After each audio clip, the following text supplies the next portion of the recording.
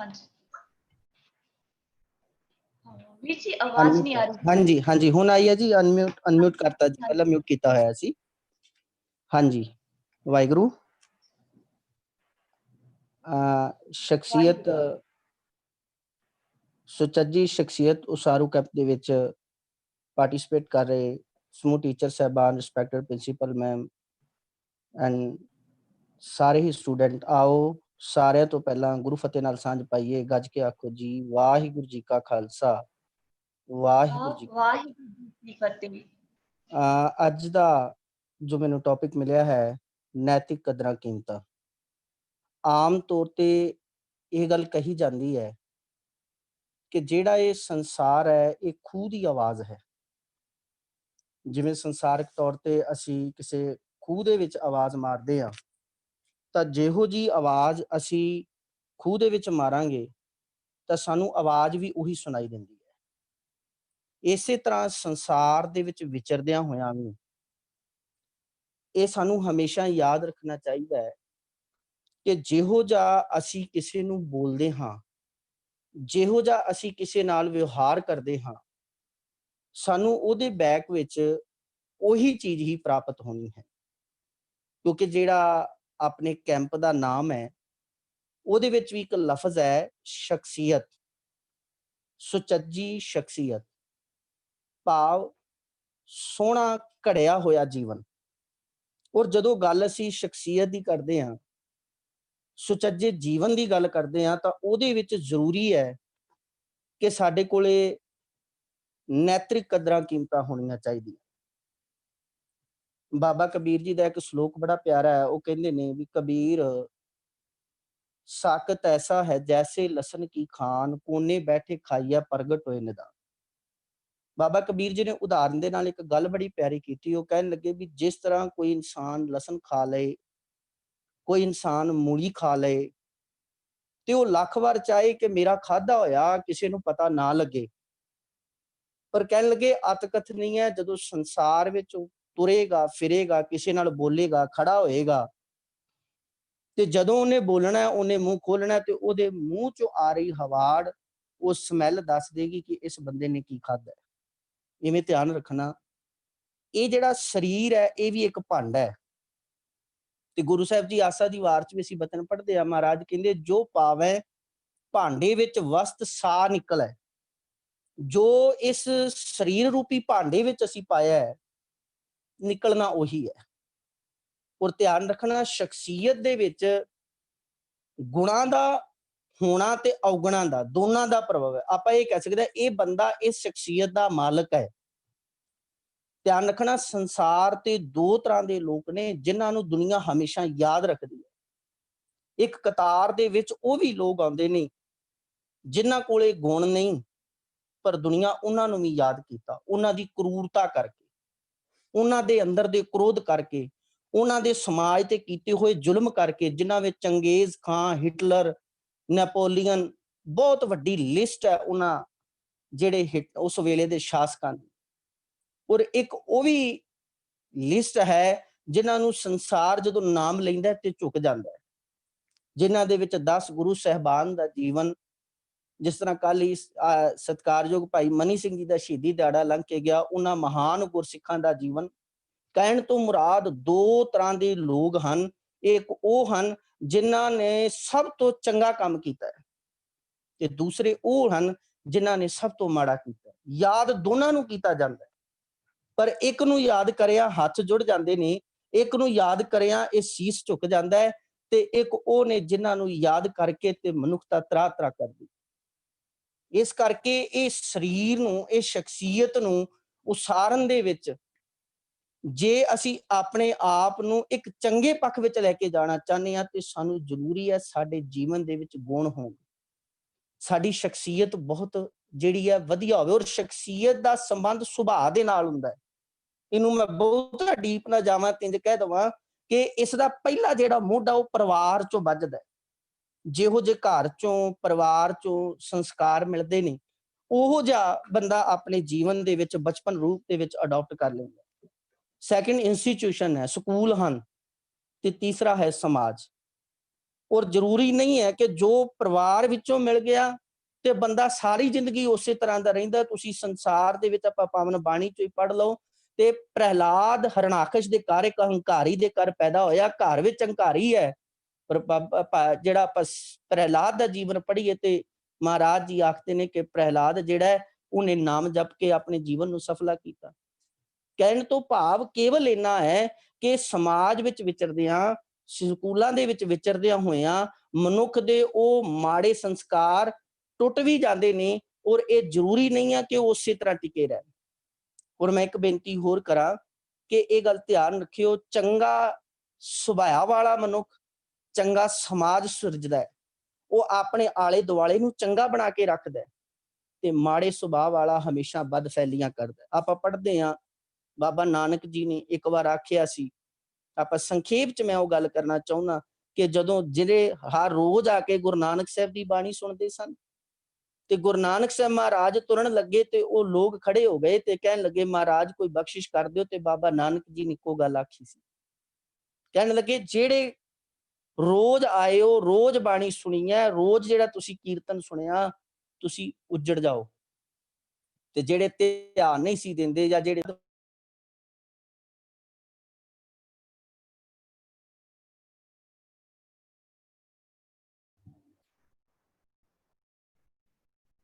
ਤੇ ਉਹਨਾਂ ਨੇ ਇਹ ਗੱਲ ਆਖ ਦਿੱਤੀ ਸੀ ਕਿ ਤੁਸੀਂ ਵਸ ਜਾਓ। ਕਹਿਣ ਤੋਂ ਭਾਵ ਚੰਗਾ ਮਨੁੱਖ ਜਿੱਥੇ ਜਾਏਗਾ ਉਹ ਚੰਗਿਆਈ ਫੈਲਾਏਗਾ, ਮਾੜਾ ਮਨੁੱਖ ਜਿੱਥੇ ਜਾਏਗਾ ਉਹ ਬੰਦਾ ਜਿਹੜਾ ਹੈ ਉਹ ਹਮੇਸ਼ਾ ਬਦਫੈਲੀਆਂ ਕਰਦਾ ਹੈ, ਉਹ ਹਮੇਸ਼ਾ ਵਕਾਰ ਫੈਲਾਉਂਦਾ। ਤਾਂ ਹੀ ਸਤਿਗੁਰੂ ਨੇ ਆਖਿਆ ਚੰਗਾ ਮਨੁੱਖ ਹਰ ਸਮਾਜ ਚੌਗਿਰਦੇ ਵਿੱਚ ਜਾਣਾ ਚਾਹੀਦਾ। ਔਰ ਸੁਭਾਅ ਦੇ ਉੱਤੇ ਇਹ ਚੀਜ਼ਾਂ ਡਿਪੈਂਡ ਕਰਦੀਆਂ ਕਿਉਂਕਿ ਜੋ ਸਾਡੇ ਅੰਦਰ ਹੈ, ਜੋ ਸਾਡੇ ਵਿਚਾਰ ਨੇ, ਜਦੋਂ ਅਸੀਂ ਨਿਕਲਾਂਗੇ, ਜਦੋਂ ਅਸੀਂ ਬੋਲਾਂਗੇ, ਜਦੋਂ ਅਸੀਂ ਕਿਸੇ ਨਾਲ ਵਿਚਾਰ ਕਰਾਂਗੇ, ਜੋ ਸਾਡੇ ਅੰਦਰ ਹੈ ਬਾਹਰ ਵੀ ਪਿਆਰਿਓ ਉਹੀ ਆਉਂਦਾ। ਇਸ ਕਰਕੇ ਚੰਗੇ ਸਮਾਜ ਨੂੰ ਸਿਰਜਣ ਵਾਸਤੇ ਚੰਗੇ ਗੁਣਾਂ ਦਾ ਹੋਣਾ ਬਹੁਤ ਜ਼ਰੂਰੀ ਹੈ, ਚੰਗੀ ਸ਼ਖਸੀਅਤ ਦਾ ਹੋਣਾ ਬਹੁਤ ਜ਼ਰੂਰੀ ਹੈ। ਔਰ ਸਤਿਗੁਰੂ ਗੁਰੂ ਨਾਨਕ ਸਾਹਿਬ ਪਾਤਸ਼ਾਹ ਜੀ ਨੇ 10 ਗੁਰੂ ਸਾਹਿਬਾਨ ਨੇ ਇੱਕ ਚੰਗੇ ਮਨੁੱਖ ਦੀ ਸਿਰਜਣਾ ਦੇ ਉੱਤੇ ਜ਼ੋਰ ਦਿੱਤਾ ਹੈ।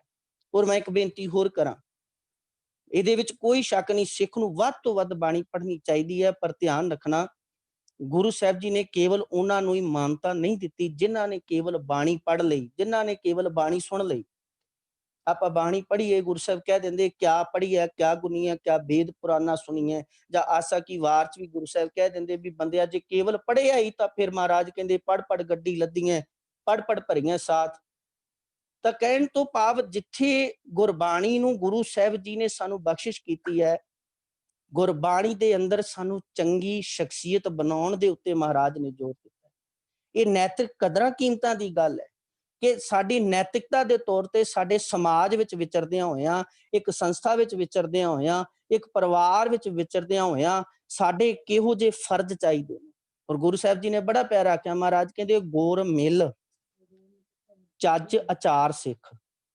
ਗੁਰੂ ਨੂੰ ਮਿਲ ਕੇ ਤੂੰ ਜਿਉਣ ਦਾ ਚੰਗਾ ਢੰਗ ਸਿੱਖਣਾ ਹੈ। ਚੱਜ ਇੱਕ ਲਫ਼ਜ਼ ਹੈ ਕੁਚੱਜ ਤੇ ਇੱਕ ਹੈ ਚੱਜ। ਧਿਆਨ ਦੇਣਾ, ਪਾਵਨ ਬਾਣੀ ਵਿੱਚ ਵੀ ਦੋ ਬਾਣੀਆਂ ਅਸੀਂ ਪੜ੍ਹਦੇ ਹਾਂ, ਇੱਕ ਬਾਣੀ ਹੈ ਕੁਚੱਜੀ ਤੇ ਇੱਕ ਬਾਣੀ ਹੈ ਸੁਚੱਜੀ। ਕੁਚੱਜ ਹੈ ਜਿਹਨੂੰ ਜਿਉਣ ਦਾ ਤਰੀਕਾ ਨਹੀਂ ਤੇ ਸੁਚੱਜ ਹੈ ਜਿਹਨੂੰ ਜਿਉਣ ਦਾ ਤਰੀਕਾ ਆ ਗਿਆ। ਔਰ ਗੁਰੂ ਸਾਹਿਬ ਆਖਦੇ ਨੇ ਇਸ ਕਰਕੇ ਕੀ ਕਰ, ਗੁਰ ਮਿਲ, ਤੂੰ ਗੁਰੂ ਨੂੰ ਮਿਲ, ਚੱਜ ਆਚਾਰ ਸਿੱਖ। ਆਚਾਰ ਦਾ ਅਰਥ ਹੈ ਤੇਰਾ ਵਿਵਹਾਰ। ਧਿਆਨ ਦੇਣਾ, ਜ਼ਰੂਰੀ ਨਹੀਂ ਹੈ ਕਿ ਮੈਂ ਬਾਣੀ ਪੜ੍ਹਦਾ, ਮੈਂ ਬਹੁਤ ਸਿਮਰਨ ਕਰਦਾ, ਇਹ ਜ਼ਰੂਰੀ ਨੇ। ਮੈਂ ਇਹ ਨਹੀਂ ਕਹਿ ਰਿਹਾ ਇਹ ਨਹੀਂ ਕਰਨਾ, ਇਹ ਸਿੱਖ ਦੀ ਰੋਜ਼ਮਰਾ ਦੀ ਜ਼ਿੰਦਗੀ ਦਾ ਅੰਗ ਹੈ। ਸਾਡੀ ਰਹਿਤ ਮਰਿਆਦਾ ਨੇ ਇਸ ਤੇ ਬਹੁਤ ਵੱਡਾ ਜ਼ੋਰ ਦਿੱਤਾ ਹੈ। ਪਰ ਸਾਨੂੰ ਇਹਨਾਂ ਚੀਜ਼ਾਂ ਨੂੰ ਦੱਸਣ ਦੀ ਲੋੜ ਨਹੀਂ ਹੈ।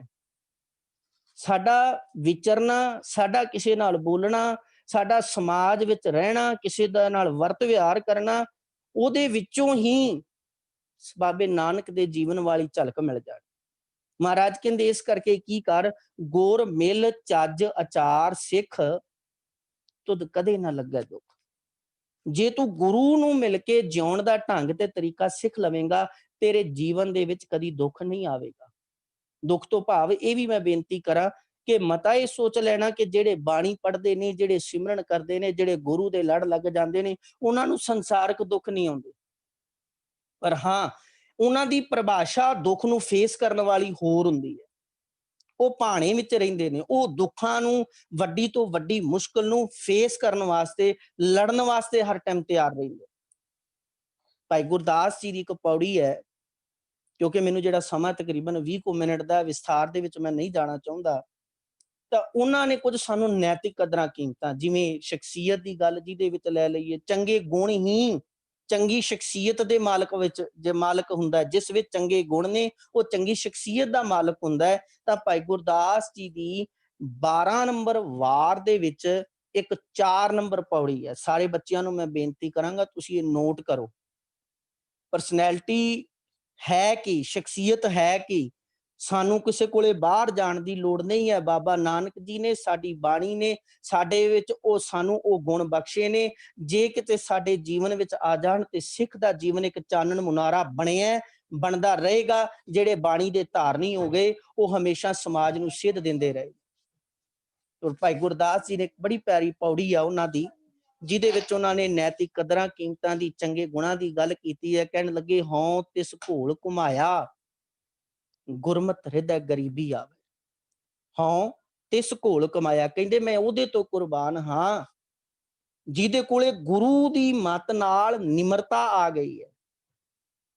ਧਨ ਪਦਾਰਥ ਹੋਣਾ ਮਾੜਾ ਨਹੀਂ ਹੈ, ਪਰ ਧਨ ਪਦਾਰਥ ਦਾ ਹੰਕਾਰ ਆ ਜਾਣਾ ਇਹ ਮਾੜਾ ਹੈ। ਕਿਸੇ ਚੀਜ਼ ਦੀ ਪਕੜ ਵਿੱਚ ਵੱਜ ਜਾਣਾ। ਗੁਣ ਆ ਗਏ ਹੈ, ਮਾਲਕ ਦੀ ਰਹਿਮਤ ਹੈ, ਪਰ ਜੇ ਇਹ ਮਨ ਵਿੱਚ ਆ ਗਿਆ ਵੀ ਮੇਰੇ ਵਰਗਾ ਹੈ ਹੀ ਕੋਈ ਨਹੀਂ ਹੈ, ਇਹ ਹੰਕਾਰ ਹੈ, ਇਹ ਹੰਕਾਰ ਬੰਦੇ ਨੂੰ ਖਾ ਜਾਏਗਾ, ਇਹ ਵਕਾਰ ਬਣ ਜਾਏਗਾ।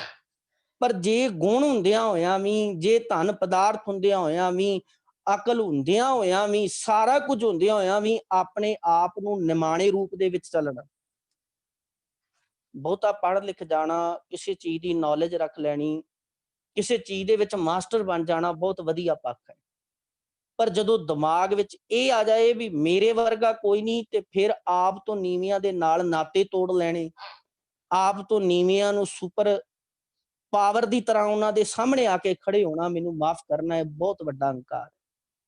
ਤੇ ਗੁਰੂ ਨਾਨਕ ਸਾਹਿਬ ਪਾਤਸ਼ਾਹ ਕਹਿੰਦੇ, ਗੱਲ ਯਾਦ ਰੱਖੀ, ਜੇ ਸੰਸਾਰ 'ਚ ਵਿਚਰਨਾ ਤੇ ਪਹਿਲੀ ਚੀਜ਼ ਤੇਰੇ ਕੋਲੇ ਨਿਮਰਤਾ ਹੋਵੇ। ਬਾਬਾ ਫਰੀਦ ਜੀ ਦਾ ਇੱਕ ਬਚਨ ਬੜਾ ਪਿਆਰਾ ਹੈ, ਕਹਿੰਦੇ, ਜਿਹਦੇ ਵਿੱਚ ਉਹਨਾਂ ਨੇ ਇਹ ਗੱਲ ਸਮਝਾਈ ਹੈ ਕਿ ਹੇ ਭਾਈ, ਤੇਰੇ ਕੋਲੇ ਮਤ ਬਹੁਤ ਉੱਚੀ ਹੋਵੇ, ਮਤ ਹੁੰਦੇ ਹੋਏ ਇਆਣਾ, ਬਹੁਤ ਸੂਝਵਾਨ ਹੋਵੇਂ, ਪਰ ਜਦੋਂ ਸੰਸਾਰ 'ਚ ਵਿਚਰੇ ਤੇ ਇਹ ਨਹੀਂ ਵੀ ਮੈਨੂੰ ਬੜਾ ਕੁਝ ਪਤਾ ਹੈ, ਮੈਂ ਬੜਾ ਕੁਝ ਜਾਣਦਾ। ਕਹਿੰਦੇ ਇਹਦੇ ਬਾਵਜੂਦ ਵੀ ਨਿਮਾਣਾ ਹੋ ਕੇ ਜੀਵਨ ਗੁਜ਼ਾਰੇ।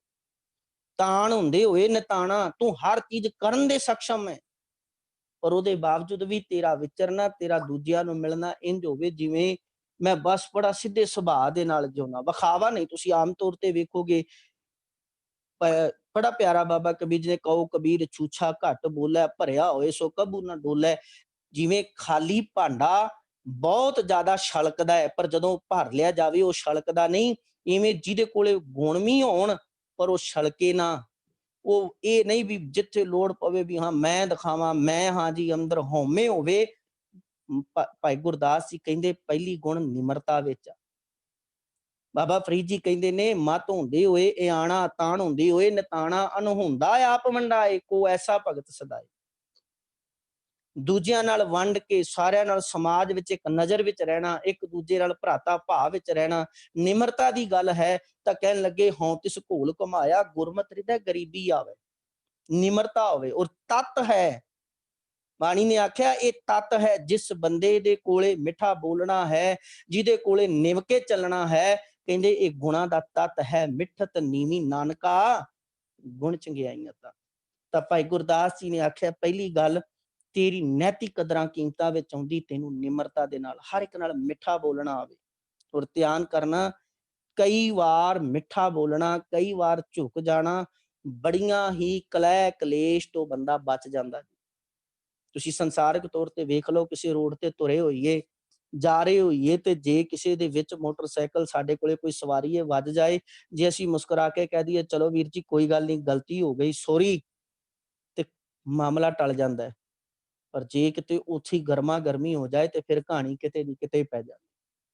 ਤਾਂ ਸਤਿਗੁਰੂ ਜੀ, ਭਾਈ ਗੁਰਦਾਸ ਜੀ, ਗੁਰੂ ਨਾਨਕ ਸਾਹਿਬ ਪਾਤਸ਼ਾਹ ਦਾ ਜੀਵਨ ਇਹ ਗੱਲ ਸਾਨੂੰ ਸਮਝਾਉਂਦਾ ਹੈ। ਆਸਾ ਕੀ ਵਾਰ ਚ ਵੀ ਗੁਰੂ ਨਾਨਕ ਸਾਹਿਬ ਪਾਤਸ਼ਾਹ ਹੀ ਸਮਝਾਉਂਦੇ ਵੀ ਭਾਈ ਪਹਿਲਾ ਤੇਰੇ ਜੀਵਨ ਵਿੱਚ ਨਿਮਰਤਾ ਹੋਵੇ।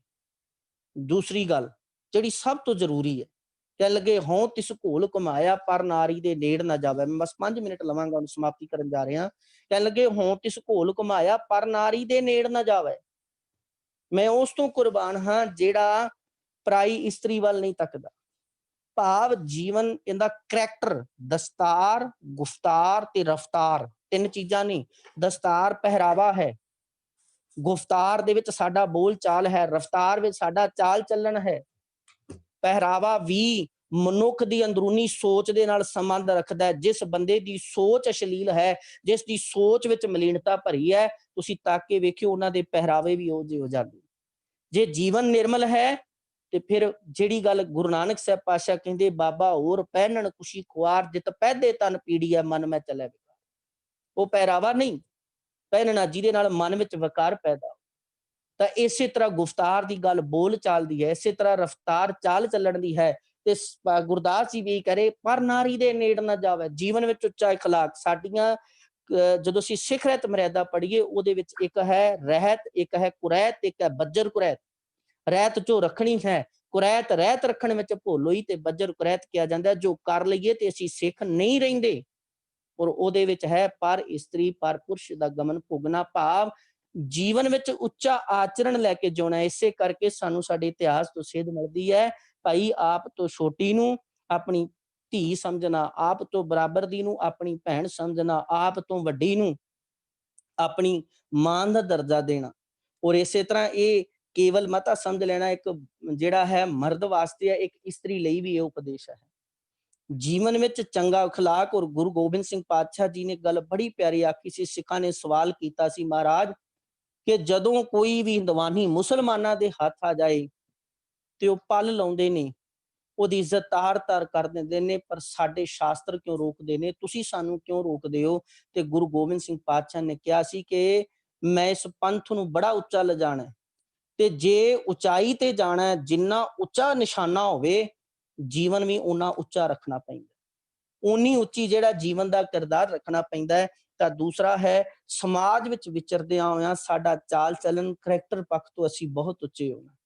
ਇਹ ਸਭ ਤੋਂ ਵੱਡੀ ਸਿੱਖ ਦੀ ਔਰ ਧਿਆਨ ਦੇਣਾ 2 ਚੀਜ਼ਾਂ ਦੀ ਗੱਲ ਹੈ। ਇੱਥੇ ਵੀ ਭਾਈ ਗੁਰਦਾਸ ਜੀ ਨੇ ਅਗਲੀ ਪੰਕਤੀ ਚ ਵੀ ਗੱਲ ਕੀਤੀ, ਕਹਿੰਦੇ ਹੋਂ ਤਿਸ ਘੋਲ ਕਮਾਇਆ ਪਰ ਦਰਬੈ ਨੂੰ ਹੱਥ ਨਾ ਲਾਵੇ। ਪਰ ਦਰਬ ਭਾਵ ਕਿਸੇ ਦੇ ਬਗਾਨੇ ਪੈਸੇ ਨੂੰ, ਬਗਾਨਾ ਪੈਸੇ ਨਹੀਂ, ਬਗਾਨੀ ਚੀਜ਼ ਨੂੰ ਵੀ। ਜਿਹੜੀ ਚੀਜ਼ ਤੇ ਮੇਰਾ ਹੱਕ ਨਹੀਂ ਬਸ ਉਹ ਮੈਂ ਨਹੀਂ ਲੈਣੀ। ਕਿਸੇ ਦੀ ਮਿਹਨਤ ਨੂੰ ਮਿੱਟੀ ਨਹੀਂ ਕਰਨਾ।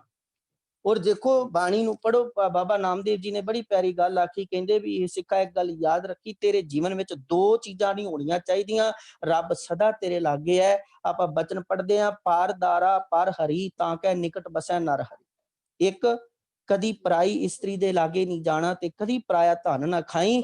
ਸਮਝ ਲਈ ਵੀ ਜੇ ਜੀਵਨ ਵਿੱਚ ਵਿਚਰਦਿਆਂ ਤੂੰ ਇਹ ਚੀਜ਼ਾਂ ਧਿਆਨ ਰੱਖੀਆਂ ਤੇ ਰੱਬ ਤੇਰੇ ਲਾਗੇ। ਔਰ ਇਸੇ ਤਰ੍ਹਾਂ ਅਗਲੀ ਜਿਹੜੀ ਨੈਤਿਕ ਕਦਰਾਂ ਕੀਮਤਾਂ ਦੀ ਗੱਲ ਭਾਈ ਗੁਰਦਾਸ ਜੀ ਨੇ ਕੀਤੀ, ਕਹਿਣ ਲੱਗੇ ਹੋਂ ਤਿਸ ਘੋਲ ਕਮਾਇਆ ਪਰ ਨਿੰਦਾ ਸੁਣਾ ਪਟਾ।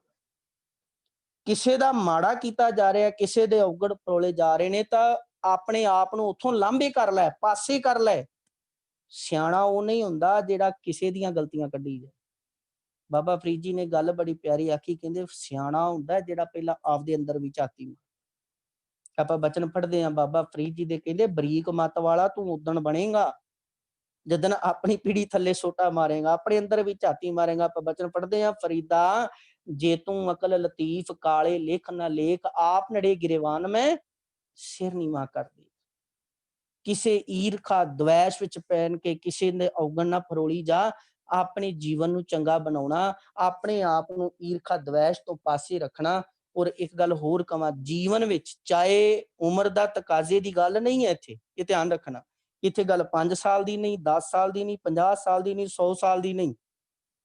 ਇੱਥੇ ਤਾਂ ਗੱਲ ਕੇਵਲ ਇੰਨੀ ਹੈ, ਗੱਲ ਯਾਦ ਰੱਖਿਆ ਜੇ, ਉਮਰ ਛੋਟੀ ਵੱਡੀ ਦੀ ਗੱਲ ਨਹੀਂ ਹੈ। ਮੈਂ ਪਹਿਲਾਂ ਵੀ ਬੇਨਤੀ ਕਰ ਚੁੱਕਿਆ, ਇੱਥੇ ਗੱਲ ਹੈ ਜਿਸ ਦਿਨ ਤੂੰ ਦੂਜਾ ਕੀ ਕਰਦਾ ਹੈ, ਉਹਦੇ ਘਰ ਕੀ ਹੁੰਦਾ ਹੈ, ਜਿਸ ਦਿਨ ਆਹ ਚੀਜ਼ਾਂ ਛੱਡ ਦੇਂਗਾ ਤੇਰਾ ਜੀਵਨ ਆਪੇ ਹੀ ਸੁਖੀ ਹੋ ਜਾਏਗਾ। ਤੁਸੀਂ ਸਮਾਜ 'ਚ ਵਿਚਰ ਕੇ ਵੇਖੋ, ਬਹੁਤੇ ਕਲਾ ਕਲੇਸ਼ ਦਾ ਕਾਰਨ ਹੀ ਇਹ ਬਣਦਾ ਹੈ।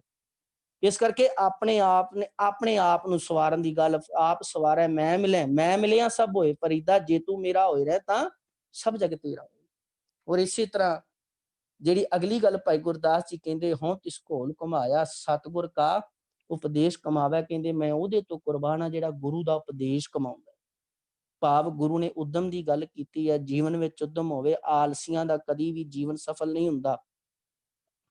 ਗੁਰਬਾਣੀ ਦੇ ਵਿੱਚ ਉਦਮ ਦੀ ਗੱਲ ਹੈ, ਆਪਣੇ ਨਿਸ਼ਾਨੇ ਤੇ ਉੱਤੇ ਆਪ ਤੁਰਨਾ, ਕਿਸੇ ਦੀ ਵਿਸਾਖੀਆਂ ਦਾ ਸਹਾਰਾ ਨਾ ਲੈਣਾ, ਮਾਲਕ ਦੀ ਅਰਦਾਸ ਕਰਕੇ, ਮਾਲਕ ਦੇ ਚਰਨਾਂ ਵਿੱਚ ਝੁਕ ਕੇ ਅਰਦਾਸ ਕਰਕੇ ਆਪਣੇ ਗੋਲ ਵੱਲ ਤੁਰ ਪੈਣਾ ਤੇ ਆਪ ਉਸ ਲਕਸ਼ ਨੂੰ ਪਕੜਨ ਵਾਸਤੇ ਹਮੇਸ਼ਾ ਤਤਪਰ ਰਹਿਣਾ। ਤੇ ਅੱਗੇ ਗੱਲ ਕਹਿੰਦੇ ਨੇ, ਹਉ ਤਿਸ ਘੋਲ ਕਮਾਇਆ ਥੋੜਾ ਸਵੈ ਥੋੜਾ ਹੀ ਖਾਵੇ। ਜਿਹੜਾ ਥੋੜਾ ਖਾਂਦਾ ਥੋੜਾ ਸੌਂਦਾ, ਇਹਦਾ ਮਤਲਬ ਇਹ ਨਹੀਂ ਵੀ ਹੁਣ ਅਸੀਂ 2 ਘੰਟੇ 4 ਘੰਟੇ ਧਿਆਨ ਦੇਣਾ।